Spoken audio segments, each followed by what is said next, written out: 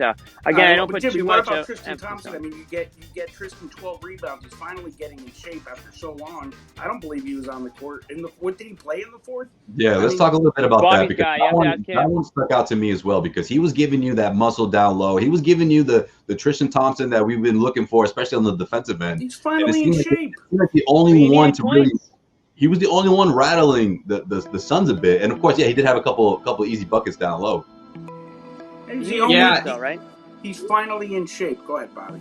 He makes a legit impact on those offensive boards. I was stunned they got as many as they did today. But I keep getting torn between do I like that more or do I like them getting back and protecting the rim the other way off misses more.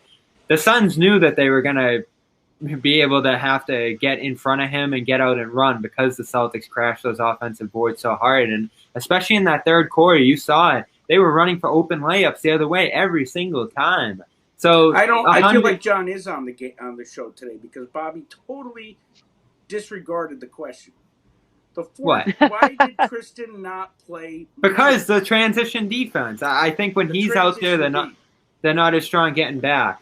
That's where I was going. You didn't give me the time, Nick. No, I gotta take 3 minutes to answer the questions here. Yeah, that's my answer. On the clock here, guys. Jimmy has this on the clock. I mean, well, why is that though, Bobby? Because obviously for the Celtics offensively, you want to push the tempo, right? You want to be in transition and score up tempo. But when Kemba's missing bunnies, Tatum couldn't find a bucket for a while. Yeah, you want to clean up something inside. If Pritchard doesn't hit those back-to-back 3-pointers, this thing would have been over well before the end of the fourth quarter. It's a fair point. I remember his original coach David Blatt was on one of our shows here, and he said this guy's the best offensive rebounder in the fourth quarter he'd ever seen. And so, yeah, there's a good case for it. I think a couple games ago he should have been in there too in crunch time. It worked well against the Clippers to have him in there at that point. So he's playing well enough tonight. 12 rebounds, 6 on the offensive end of the floor. He's getting it done now, even on the defensive end of the court where I've had the most issues with him, to say that he should be that closer in crunch time. Now, Daniel Theis was awesome in this one. So it was a close call. Yeah, and they were winning with him on the floor. So I understand the decision, but it didn't work out. But Nick, what do you think? Sorry, Joshua. You've been waiting for Tristan Thompson to get in shape. Guys, he was out of shape. He hadn't played in the bubble. So waiting for him to get into shape. He's getting into game shape. He's rebounding. He's doing what we brought him here for. And, Brad goes away from him. I understand the transition defense, but at that point, you need muscle. You need rebounds. And I feel like Tristan was doing well. But you also need points, Nick. Huh? You also need points. Who's going to give you more bench? Who's going to give you more points, though? Is it going to be Theis or Thompson?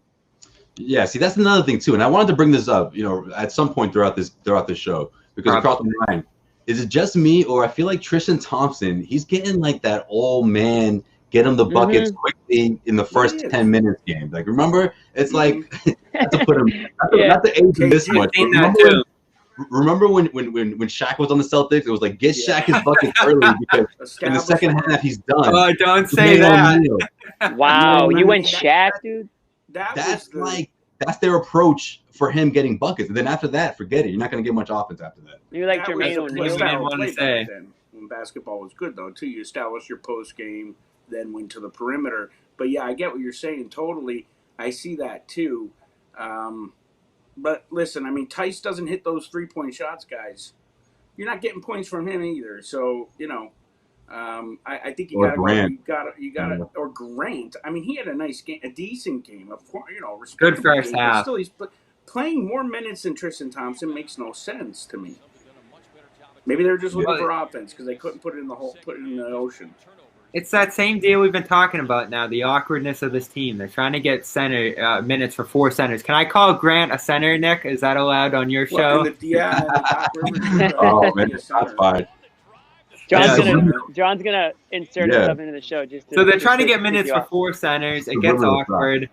Tyson Grant end up filling the 4 spot in this rotation since they don't have an extra wing that's reliable. So they're essentially rotating 4 center spots throughout these games. And again, Brad goes to the 3 center starting lineup, and I couldn't stand it. It was such a disaster to start the Clippers game, and it was again here. And